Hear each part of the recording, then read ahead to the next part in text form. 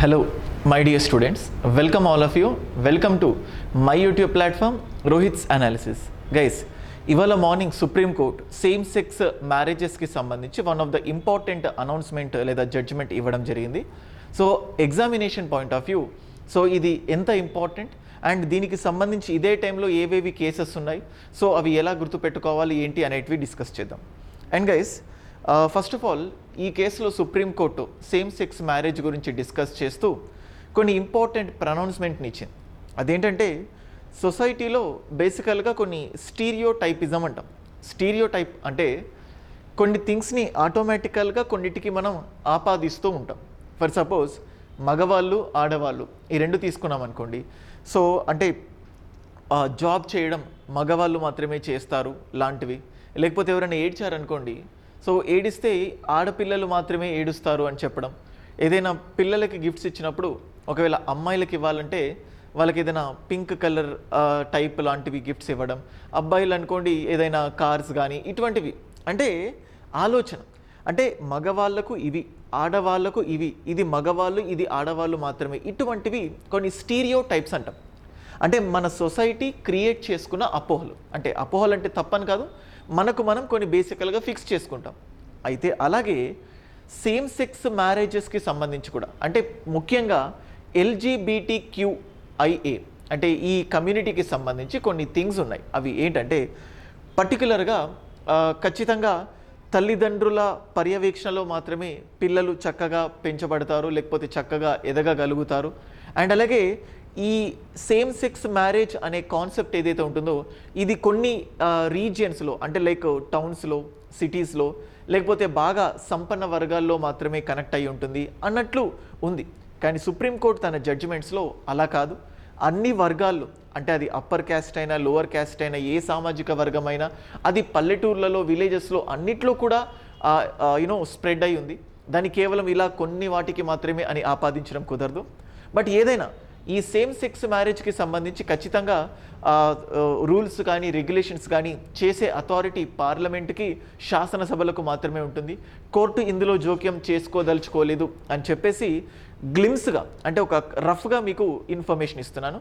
So అసలు ఏంటి LGBTQIA community అంటే ఏంటి? రీసెంట్గా కొన్ని తెలంగాణ గ్రూప్ 1 ఎగ్జామినేషన్లో LGBTQ అంటే ఇందులో ఎవరెవరు ఇంక్లూడ్ అవుతారు, ఓన్లీ LGBTయా లేకపోతే LGBTQA, ఇటువంటి కొన్ని బేసిక్స్ క్వశ్చన్స్ అడిగారు.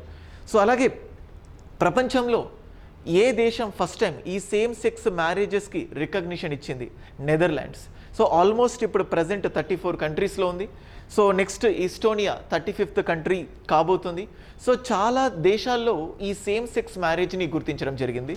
అసలు LGBTQIA అంటే ఏంటి, దానికి సంబంధించి ఈ ఫ్లాగ్ ఒకటి న్యూస్లో బాగా హైలైట్గా ఉంది. సో మనం ఇప్పుడు చూస్తే ఇక్కడ ఈ కలర్స్ని ఇక్కడ డినోట్ చేస్తున్నాను. కొన్నిట్లో పింక్ని డినోట్ చేయరు, బట్ ఐమ్ జస్ట్ మీకు ఇక్కడ ఇచ్చాను. రెడ్ అంటే లైఫ్ అని, ఆరెంజ్ అంటే హీలింగ్ అని, ఎల్లో అంటే సన్లైట్ అని, ఇలా కొన్ని కనెక్షన్స్ ఇచ్చారు. సో సేమ్ సెక్స్ మ్యారేజెస్ని ఉద్దేశించు ఒక చిన్న వీడియో క్లిప్పింగ్. అండ్ మీకు ఇక్కడ చూసినట్లయితే పర్టికులర్గా ఈ LGBTQIA, ఎల్ అంటే లెస్బియన్, G అంటే గే, B అంటే బైసెక్షువల్, T అంటే ట్రాన్స్జెండర్, Q అంటే క్వీర్, I అంటే ఇంటర్సెక్స్, A అంటే అసెక్షువల్. అంటే ఇవన్నీ మీకు పర్టికులర్గా ఈ డెఫినేషన్ ఏం అవసరం లేకపోయినప్పటికీ నేను జస్ట్ సింపుల్గా చెప్తున్నాను. లెస్బియన్ అంటే ఆడవాళ్ళని ఇష్టపడితే లెస్బియన్, గే మగవాళ్ళని ఇష్టపడితే గే అంటాం. సో బైసెక్షువల్ 2 జెండర్స్కి అట్రాక్ట్ అవుతే దాన్ని బైసెక్షువల్ అంటాం. ట్రాన్స్జెండర్స్ అంటే జనరల్గా పుట్టినప్పుడు ఒక జెండర్గా ఉంటూ వాళ్ళ క్వాలిటీస్ మాత్రం ఇంకొక జెండర్ లాగా వ్యారీ అవుతూ ఉంటే దాన్ని మనం ట్రాన్స్జెండర్ అంటాం. క్యూ అంటే క్వీర్ కమ్యూనిటీ. అంటే ఇట్స్ ఎ కైండ్ ఆఫ్ అంటే దాని ఒక స్ట్రేంజ్ అటిట్యూడ్ లాగా అనుకుంటుంటాం. లైక్ మనం ఎలాగైతే మగవాళ్ళు ఆడవాళ్ళు మాత్రమే ఇష్టపడతారు, సో మిగతా జెండర్స్ ఇష్టపడరు అన్నట్టు ఎట్లయితే ఈ అంటే ఈ బిలీఫ్ ఉందో, సో అలా కాకుండా దానికి భిన్నంగా ఈ హెట్రోసెక్షువల్ కాకుండా ఇంకొక కేటగిరీ ఉండే దాన్ని ఏమంటామంటే క్వీర్ అంటాం. ఇంటర్సెక్స్ మ్యారేజ్ అంటే, సో ఇంటర్సెక్షువల్ క్యారెక్టర్స్ ఉంటే దాన్ని ఇంటర్సెక్స్ అంటాం. ఏ అంటే సెక్షువల్ అట్రాక్షన్స్కి లోన్ అవ్వని వాళ్ళు ఎవరైతే ఉంటారో వాళ్ళని ఎసెక్షువల్స్ అంటాం. అంటే సింపుల్గా LGBTQIA అంటే ఏంటో మీకు ఇక్కడ ఎక్స్ప్లెయిన్ చేయడం జరిగింది. సుప్రీంకోర్టు ఏం చెప్పింది అసలు, నేను జడ్జిమెంట్స్ అన్నీ క్లియర్గా చెప్తాను. అండ్ ఇవాల్టి జడ్జిమెంట్ మనం చూస్తే Supriya Chakrabarti versus union of India 2022-2023. అంటే ఇవాల్టి జడ్జిమెంట్ ఏదైతే ఉందో స్టూడెంట్స్ చాలామంది వెతుకుతూ ఉంటారు. సో అంటే ఏ కేస్ అని చెప్పేసి బేసికల్గా పాలిటీ పాయింట్ ఆఫ్ వ్యూలో కేసెస్ అనేటివి ఇంపార్టెంట్, ఏ కేసు ఇంపార్టెంట్ అని కూడా మీరు అనుకుంటారు. అందుకోసం సో ఇవాల్టి జడ్జిమెంట్కి సంబంధించిన కేసు ఏంటంటే Supriya Chakrabarti versus union of India 2022-23. 5 judges bench దీనికి తీర్పు ఇవ్వడం జరిగింది. దీనికంటే ముందు రైట్ టు ప్రైవసీ దాని నుంచి ఇది ఇంపాక్ట్ అవ్వడం జరిగింది, ఇన్ఫ్లుయెన్స్ అవ్వడం జరిగింది. అసలు ఈ రైట్ టు ప్రైవసీ ఏంటి, సో నేను డీటెయిల్డ్గా వెళ్ళాను, జస్ట్ ఇంపార్టెంట్ జడ్జిమెంట్స్ని మాత్రమే డిస్కస్ చేస్తాను. అండ్ ఇవాళ సుప్రీంకోర్టు ఏం చెప్పింది అనే దాన్ని మీకు బోత్ ఇంగ్లీష్ అండ్ తెలుగు లాంగ్వేజ్లో మీకు క్లియర్గా ఇవ్వడం జరిగింది.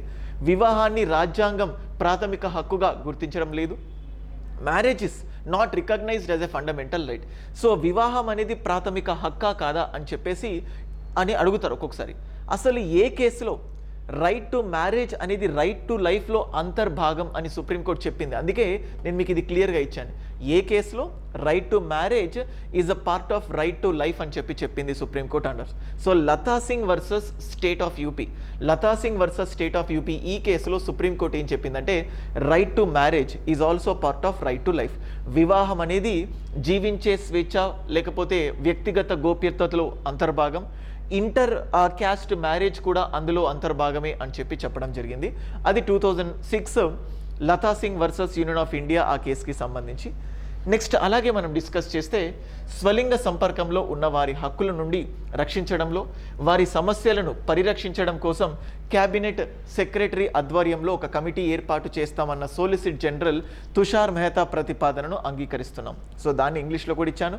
So next special marriage act 1954, ఇది స్పెషల్ మ్యారేజ్ యాక్ట్ లేదా ఫారెన్ మ్యారేజ్ యాక్ట్కు సవాల్. అంటే అది కంప్లీట్గా గవర్నమెంట్ చేతుల్లో అంటే పార్లమెంట్ చేతుల్లో ఉంటుంది అని చెప్పడం జరిగింది. అలాగే వీళ్ళపైన అంటే ఎవరైతే ఈ LGBTQIA కమ్యూనిటీ ఉంటుందో వాళ్ళపైన డిస్క్రిమినేషన్స్, వివక్షలకు తావు ఇవ్వకుండా చర్యలు తీసుకోవాలి అని చెప్పడం జరిగింది. అండ్ అలాగే ట్రాన్స్ కపుల్ లేదా intersects couple in the same sex relationships can marry, అంటే వాళ్ళు పర్సనల్ లాస్ ప్రకారం లేకపోతే ఎగ్జిస్టింగ్ మ్యారేజ్ లాస్ ఏవైతే ఉన్నాయో వాటి ప్రకారం వివాహం చేసుకోవచ్చు అనే కాన్సెప్ట్ని చెప్పడం జరిగింది.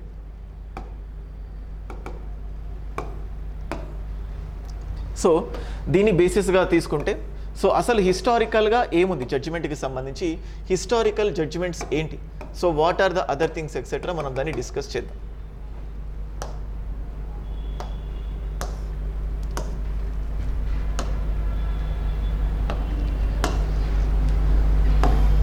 So guys, so first of all right to privacy. ఈ కేసులో మనకు బాగా వినిపించే థింగ్స్ ఏంటంటే section 377 of the Indian penal code. Section 377 ఏం చెప్తుందంటే అన్యాచురల్ సెక్స్ ఈజ్ అన్కాన్స్టిట్యూషనల్. అంటే సహజ విరుద్ధ సంపర్కం ఏదైతే ఉంటుందో అది రాజ్యాంగ విరుద్ధం అని చెప్పేసి ఎవరైతే సహజ విరుద్ధ సంపర్కానికి ప్రాక్టీస్ చేస్తారో సో లేకపోతే అన్యాచురల్ సెక్స్కి పాల్పడతారో వాళ్లకు విధించే శిక్షలకు సంబంధించి సెక్షన్ 377 చెప్తుంది. అయితే ఈ లెస్బియన్, గే, బైసెక్షువల్, ట్రాన్స్జెండర్ ఎవరైతే ఉన్నారో ఈ ట్రాన్స్జెండర్స్ ఎవరైతే ఉన్నారో వీళ్ళను అన్యాచురల్గా ట్రీట్ చేయడం వల్ల వాళ్ళు ఒకరికొకరికి అట్రాక్ట్ అవ్వడం కానీ వాళ్ళు సంపర్కంలో పార్టిసిపేట్ చేయడం వల్ల అన్యాచురల్ అనే కేటగిరీ కింద వాళ్ళకి శిక్ష పడుతుంది. దీనికి సంబంధించి సుప్రీంకోర్టు దగ్గర ఎన్నో రోజుల నుంచి కేసెస్ ఉన్నాయి. ఆఫ్లైన్ క్లాసెస్లో ప్రతి ఒక్కళ్ళ నోట్స్లో ఈ సేమ్ సెక్స్ మ్యారేజ్ అంటే ఇండైరెక్ట్గా అది లాస్ట్ ఇయర్ ఉన్నా కానీ ఈ LGBTQIA కమ్యూనిటీ కేసులు తీర్పు ఏదైతే ఉంటుందో ఫస్ట్ నుంచి లాస్ట్ వరకు చెప్తూనే ఉన్నాను. But fine, section 377 unnatural sex సహజ విరుద్ధ సంపర్కం రాజ్యాంగ విరుద్ధం అని దాన్ని కొట్టేయడం జరిగింది. సో తర్వాత మళ్ళీ దాన్ని కావాలి అని చెప్పేసి సుప్రీంకోర్టు అది కంటిన్యూ కావచ్చు అని చెప్పింది. కానీ సెక్షన్ 377 ఏం చెప్తుంది అనేది ఇంపార్టెంట్. అండ్ దీని తర్వాత సుప్రీంకోర్టు 2017లో ఒక ల్యాండ్ మార్క్ జడ్జిమెంట్ ఇచ్చింది. దాన్నే మనం ఏమంటామంటే పుట్టస్వామి. అండ్ గైస్ చూడండి, నేను ఇదే కాన్సెప్ట్స్ని ఒక 1 hour కంటిన్యూగా పాత నుంచి కొత్త వరకు చెప్తూ ఉండొచ్చు, కానీ అంత ఇంపార్టెంట్ కాదు. సో క్విక్గా సో ఇక్కడ ఏమేం కేసెస్ వచ్చాయి వాటి గురించి చెప్తే బాగుంటుంది అన్న ఉద్దేశంతో ఇంపార్టెంట్ కేసెస్ని మాత్రం ఇక్కడ డిస్కస్ చేద్దాం అనుకుంటున్నాను. Puttaswamy versus union of India. So Puttaswamy versus union of India 9 judges case, దీన్ని ఒక చారిత్రాత్మక తీర్పు అని కూడా చెప్తారు. ఈ Puttaswamy versus union of India కేసులో సుప్రీంకోర్టు ఏం చెప్పిందంటే గోప్యత అనేది ప్రాథమిక హక్కు. So right to privacy is part of a fundamental right. So right to privacy is part of a fundamental right అని సుప్రీంకోర్టు చెప్పడం జరిగింది. ఈ right to privacy is part of a fundamental right అని సుప్రీంకోర్టు చెప్పిన తర్వాత దాని ప్రభావం వల్లనే Navtej Singh Johar versus union of India 2018 ఆ కేసులో సుప్రీంకోర్టు ఈ అంటే ఈ ట్రాన్స్జెండర్స్ ఏవైతే ఉన్నారో వాళ్ళకు అనుకూలంగా తీర్పు చెప్పడం జరిగింది. ఇది పుట్టస్వామి. అయితే అంతకు ముందు వరకు సుప్రీంకోర్టు చాలా సందర్భాల్లో రైట్ టు ప్రైవసీ అనేది ప్రాథమిక హక్కుల్లో భాగం కాదు అని చెప్తూ వచ్చింది. అది ఏమేం కేసు అంటే 1954లో so MP Sharma versus Satish Chandra అనే కేసులో, so MP Sharma versus Satish Chandra, so MP Sharma versus Satish Chandra ఈ కేసులో, అండ్ అలాగే 1962లో అనదర్ కేస్ కరక్ సింగ్. ఈ రెండు కేసెస్లో సుప్రీంకోర్టు ఏం చెప్పిందంటే గోప్యత అనేది ప్రాథమిక హక్కులో భాగం కాదు అని చెప్పి సో గోప్యత అనేది ప్రాథమిక హక్కులో భాగం కాదు అని చెప్పడం జరిగింది. అండ్ తర్వాత ఈ రెండు కేసెస్కి విరుద్ధంగా అంటే సుప్రీంకోర్టు చెప్పిన తీర్పుని మళ్ళీ మార్చింది ఎప్పుడంటే 2017. అందుకే పుట్టస్వామి కేసుని చారిత్రాత్మక తీర్పుగా చాలామంది చెప్తూ ఉంటారు. అదేంటి సార్, సుప్రీంకోర్టు ఏమో అక్కడ రైట్ టు ప్రైవసీ ప్రాథమిక హక్కుల్లో భాగం కాదు అని చెప్పారు, లేకపోతే మళ్ళీ 2017లో అదే సుప్రీంకోర్టు అలా ఎలా చెప్పింది అనే డౌట్ మీకు వస్తుంది. అందుకే చెప్తున్నాను, ఆర్టికల్ 137 ఒక కాన్స్టిట్యూషన్లో ఒక ఆర్టికల్ ఉంటుంది, రివైజరీ జ్యూరిస్డిక్షన్ అంటే సుప్రీంకోర్టు చెప్పిన తీర్పుల్ని సిచ్యువేషన్ని బట్టి సందర్భాన్ని బట్టి తీర్పుల్ని మార్చుకునే రైట్ కూడా తనకుంటుంది. అందుకే 1954 1962లో ఉన్న కంటెక్స్ట్ వేరు, 2017లో పరిస్థితులు మారాయి, చాలా వరకు జనరేషన్స్ చేంజ్ అయ్యాయి, లైఫ్ స్టైల్ కూడా మారింది. సో ఇక్కడ right to privacy is part of fundamental right అని సుప్రీంకోర్టు చెప్పడం జరిగింది. అండ్ అలాగే ఇంకొక కేసు, ఇంపార్టెంట్ కేసు ఏంటంటే 2018 Navtej Singh Johar versus union of India. So పేర్లు మాత్రమే, Navtej Singh Johar versus union of India. ఈ కేసులో సుప్రీంకోర్టు ఏం చెప్పిందంటే సెక్షన్ 377 ఏదైతే అన్యాచురల్ సెక్స్ అనేది ఉందో అందులో నుంచి ఈ LGBTQIA కమ్యూనిటీని రిమూవ్ చేయాలి, వాళ్లకు సంబంధించిన దాన్ని అన్యాచురల్ సెక్స్గా సహజ విరుద్ధ సంపర్కంగా అభివర్ణించకుండా అందులో నుంచి వాళ్ళని తీసేయాలి అని చెప్పింది. కానీ ఇక్కడ అయిపోయింది. కానీ ఇక్కడ ఇది అయిపోయిన తర్వాత వాట్ అబౌట్ మ్యారేజ్ అంటే వాళ్ళ మ్యారేజ్కి సంబంధించి సుప్రీంకోర్టు ఇక్కడ ఏం కూడా తీర్పు చెప్పలేదు. అసలు మ్యారేజ్ అనేది ఏంటి? బేసికల్గా ఈ లతా సింగ్ కేసులో ఏం చెప్పిందంటే ఒక వ్యక్తి తనకు నచ్చిన వారిని మ్యారేజ్ చేసుకోవడం కూడా తన వ్యక్తిగత గోప్యతలో భాగం, అంటే అదొక రైట్ టు లైఫ్లో భాగం. మనం జనరల్గా ఎప్పుడు చెప్పుకుంటూ ఉంటాం సినిమాల్లో కానీ ఎక్కడైనా కానీ, నాకు నచ్చిన వాడినిచ్చి పెళ్లి చేయకపోతే నేను చావడానికైనా సిద్ధం అని చెప్పేసి కొన్ని డైలాగ్స్ ఉంటాయి. అంటే నచ్చిన వాడిని పెళ్లి చేసుకోలేకపోతే చావడానికి కూడా సిద్ధపడుతుంది. అంటే చావు అంటే it's indirectly connected to right to life.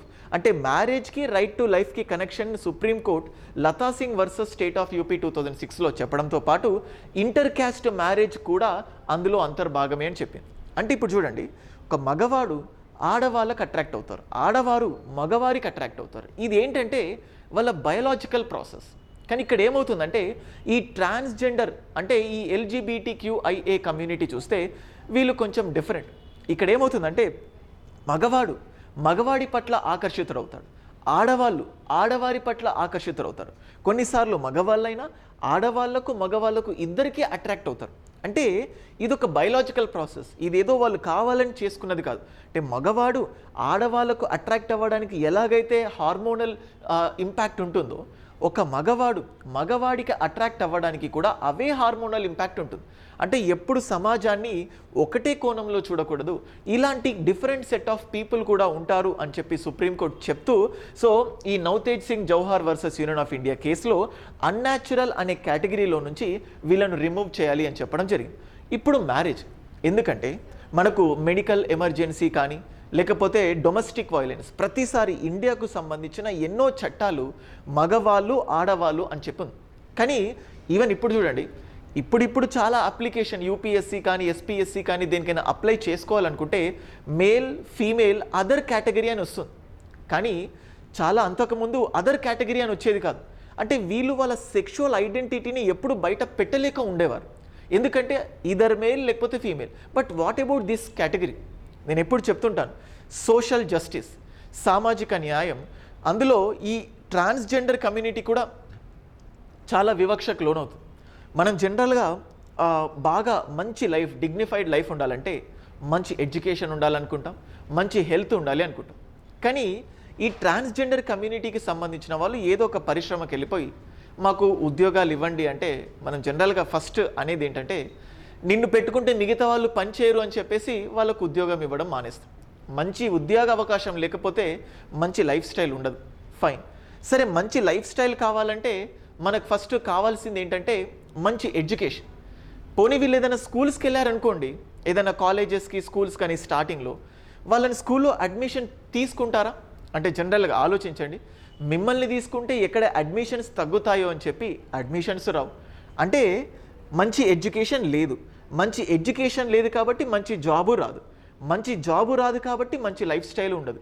పోనీ ఏదైనా అయిందనుకోండి, ఏదైనా హెల్త్ ఎమర్జెన్సీ వచ్చిందనుకోండి, హాస్పిటల్లో జాయిన్ అవుతే నార్మల్ మేల్ని ఫీమేల్ని చూసినట్టు ట్రాన్స్జెండర్కి ట్రీట్మెంట్ ఉండదు. చాలా వరకు ప్రైవేట్ హాస్పిటల్స్లో కూడా మనకు తెలిసి తెలియకుండానే వాళ్ళని అడ్మిట్ కూడా చేసుకోరు. అంటే ఇలాంటి ప్రాబ్లమ్స్, అంటే ఒక వ్యవస్థలో అందరినీ ఒకలాగా నన్ను ఒకలాగా చూస్తే వాళ్ళ మెంటల్ టార్చర్ ఎలాగైతే ఉందో ట్రాన్స్జెండర్కి సంబంధించి కూడా అలాంటి మెంటల్ టార్చరే ఉంది. అందుకే there is a convention, yoga కార్టా convention అంటాం. అంటే సెక్షువల్ ఐడెంటిటీ, ఎవరు ఏ వర్ణానికి, అంటే మగవాళ్ళ ఆడవాళ్ళ ఎటువంటి వాళ్ళ లింగం ఏంటి అని నిర్ధారించుకునే హక్కు కూడా వాళ్ళకు ఉంటుంది అని చెప్పి యోగా కార్టా కన్వెన్షన్ అనేది సెక్షువల్ ఐడెంటిటీ గురించి చెప్తుంది. సో ఇప్పుడు ఏం చెప్పిందంటే మరి మ్యారేజ్, మీరు 2018 Navtej Singh Johar versus union of India కేసులో ఎస్ అన్యాచురల్ సెక్స్ నుంచి వీళ్ళని తీసేయమన్నారు. కానీ వాట్ అబౌట్ దేర్ మ్యారేజ్? ఇండియాలో వివాహాలకు సంబంధించి చట్టాలు ఉన్నాయి. అంటే హిందూ మ్యారేజ్ యాక్ట్, ముస్లిమ్స్కి అయితే షరియత్లా, క్రిస్టియన్ మ్యారేజెస్ యాక్ట్, మనం యూనిఫామ్ సివిల్ కోడ్ దగ్గర చెప్పుకున్నాం. వీటన్నిటికీ కాకుండా స్పెషల్గా స్పెషల్ మ్యారేజెస్ యాక్ట్ ఉన్నారు. సో ఎవరికి నచ్చినట్టు దేని రూల్ ప్రకారం వాళ్ళు మ్యారేజ్ చేసుకోవచ్చు. అయితే ఇన్ని చట్టాలు ఉన్నాయి. ఇప్పుడు వీళ్ళ మ్యారేజ్కి అప్రూవల్ ఇవ్వాలి అనేది బేసికల్గా అది చట్టానికి సంబంధించింది. కానీ చట్టం చేసేది ఎవరు? పార్లమెంట్, శాసనసభ. సుప్రీంకోర్టు ఈ వివాహానికి సంబంధించి తీర్పు చెప్పిందనుకోండి, చాలా సందర్భాల్లో అది తన పరిమితిని దాటింది అని కూడా అనుకునే రోజులు ఉన్నాయి. అంటే దాన్ని జ్యుడిషియల్ యాక్టివిజం అంటాం. అంటే ఆఫ్కోర్స్ సిచ్యువేషన్ని బట్టి మారుతూ ఉంది. సో ఇప్పుడు ఇవాళ Supriya Chakrabarti versus union of India 5 judges bench ఏదైతే ఉంటుందో కంప్లీట్గా మ్యారేజ్కి సంబంధించి ఏం చెప్పిందంటే ఇది మా పరిధి కాదు. సో ఈ సేమ్ సెక్స్ మ్యారేజెస్ ఏవైతే ఉన్నాయో వాళ్ళకు సంబంధించి ఒక నిర్దిష్టమైన చట్టాన్ని రూపొందించాలి. ఎందుకంటే వాళ్ళకు కూడా ఒక ప్రాథమిక హక్కులు అనేటివి ఉంటాయి. ఆ ప్రాథమిక హక్కుల్ని కాపాడాల్సిన బాధ్యత సో ఇటు పార్లమెంటు పైన ఇటు రాష్ట్ర శాసనసభల పైన ఉంటుంది అని చెప్పి చెప్పడం జరిగింది. సో నేను సేమ్ సెక్స్ మ్యారేజ్కి సంబంధించి లిటిల్ బిట్ హిస్టారికల్గా వెళ్ళడం జరిగింది. దానికి ఇంపాక్ట్ ఉండటానికి ఈ రైట్ టు ప్రైవసీ అనే కేసు చెప్పాను. సో దానికంటే ముందు నాల్సా కేసు ఉంటుంది. సో ఇలా నంబర్ ఆఫ్ కేసెస్ కూడా ఉంటాయి. బట్ మనకు ఈ కంటెక్స్ట్లో ఇవి మాత్రం సరిపోతాయి. ఓకేనా? సో ఇక్కడ మనం చూసింది ఏంటంటే first of all LGBTQIA community అంటే ఏంటి అది డిస్కస్ చేశాము. సెక్షన్ 377 ఏంటి, పుట్టస్వామి జడ్జిమెంట్ ఏంటి, అంతకుముందు రైట్ టు ప్రైవసీకి సంబంధించి సుప్రీంకోర్టు స్టాండ్ ఏంటి, ఈ సేమ్ సెక్స్ మ్యారేజ్కి సంబంధించి అంటే ఇక్కడ ఏం చెప్పిందంటే గోప్యత అనేది ప్రాథమిక హక్కు అని సుప్రీంకోర్టు పుట్టస్వామి కేసులో చెప్పిన తర్వాత ఈ సేమ్ సెక్స్ మ్యారేజ్కి సంబంధించిన ప్రైవసీ కూడా అంటే నేను ఎవరిని మ్యారేజ్ చేసుకోవాలి, నేను ఎవరిని లవ్ చేయాలి అనేది నా పర్సనల్ స్పియర్, నా ప్రైవేట్ స్పియర్. మనం అప్పుడప్పుడు చూస్తూ ఉంటాం సినిమాల్లో ఎగతాళి చేస్తూ ఉంటారు. అంటే కొంతమందికి పిల్లలు పుట్టకపోయినా కానీ ఇట్లాంటివి కొన్ని పర్సనల్ థింగ్స్, అది వాళ్ళ ప్రైవేట్ స్పియర్. దాన్ని నువ్వు బహిరంగంగా అంటే చర్చిస్తే వాళ్ళు చాలా మెంటల్ ఫియర్కి లోన్ అవుతారు. ఇలాగే ఈ ఎల్జీబీటీక్యూ కమ్యూనిటీకి సంబంధించి వాళ్ళ వివాహానికి సంబంధించి కూడా అది ప్రైవసీ అనే దానివల్ల ఇంపాక్ట్ అవుతుంది. కాబట్టి ఈ పుట్టస్వామి కేసు తర్వాత వాళ్ళకు అనుకూలంగా నవతేజ్ సింగ్ జౌహార్ కేసు తీర్పు వచ్చింది. ఇక్కడ సెక్షన్ 377లో ఉన్న దాని గురించి డిస్కస్ చేసింది, కానీ మ్యారేజ్ గురించి డిస్కస్ చేయలేదు. తర్వాత ఒక 20 జంటలు వెళ్ళి సుప్రీంకోర్టులో సుప్రియా చక్రవర్తి వర్సెస్ యూనియన్ ఆఫ్ ఇండియా 2022లో వివాహానికి సంబంధించి తీర్పు చెప్పండి అని చెప్పినప్పుడు సుప్రీంకోర్టు ఫైనల్గా ఆ డిస్క్రిమినేషన్ ఉండకూడదు, దానిపైన వాళ్లకు వివాహానికి సంబంధించి వాళ్ళకంటూ ఒక చాయిస్ ఇవ్వాలి అండ్ క్యాబినెట్ స్థాయిలో ఒక కమిటీ ఏర్పాటు చేయాలి, మ్యారేజ్ అనేది ఫండమెంటల్ రైట్ కాదు అని సుప్రీంకోర్టు ఈ తీర్పులో 5 జడ్జెస్ బెంచ్లో తీర్పు చెప్పడం జరిగింది. అప్పుడప్పుడు ఒక ఇంపార్టెంట్ జడ్జిమెంట్స్ వచ్చినప్పుడు దానికి చీఫ్ జస్టిస్ ఎవరు ఉన్నారు అండ్ చీఫ్ జస్టిస్ దేనికి సపోర్ట్ ఇచ్చారు అని చెప్పి కూడా అడుగుతారు. రీసెంట్గా Janhit Abhiyan versus union of India economically weaker section case అది కూడా న్యూస్లో ఉంది. సో ఇట్లా కొన్ని ఏవైతే న్యూస్లో ఉన్నాయో దానికి సంబంధించి ఇంకొన్ని కేసెస్ కూడా చేస్తుంటాను. ఐ థింక్ మీకు నచ్చిందని అనుకుంటున్నాను. ఎగ్జాక్ట్గా ఎంత అవసరమో అంతవరకే చెప్పాను, దీన్ని ఇంకా ఎక్కువ కూడా పొడిగించవచ్చు, but I just want to stick to only few points. Thank you.